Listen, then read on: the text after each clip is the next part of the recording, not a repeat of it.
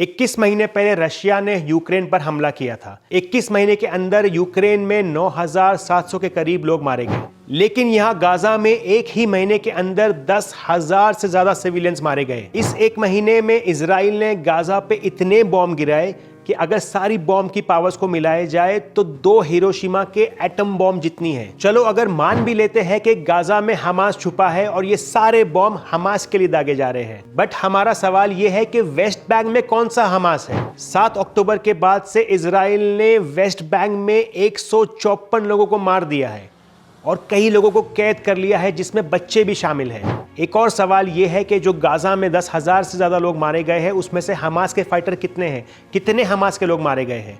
किसी के पास accurate data नहीं है। इजराइल के डेटा के हिसाब से सिर्फ और सिर्फ 60 हमास के लोग मारे गए हैं, यानी 10,000 में से सिर्फ 60 हमास के लोग मारे गए हैं।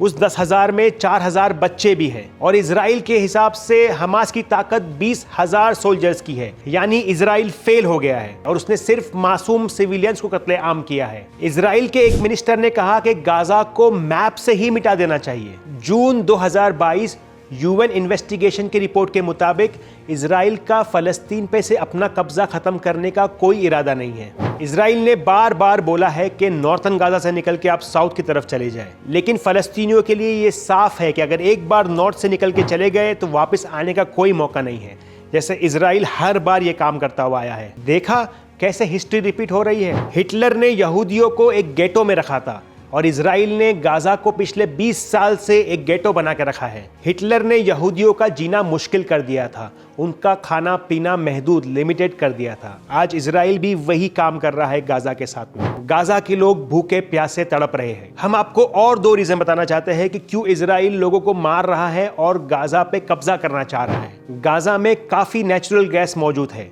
30 अक्टूबर की रात को जब इजराइल गाजा पे बॉम्ब गिरा रहा था, उसी वक्त ब्रिटिश पेट्रोलियम और 5 और कंपनीज को लाइसेंस दिए गए ताकि इजराइल के मेडिटेरियन क्रॉस लाइन पर नेचुरल गैस को एक्सप्लोर करें।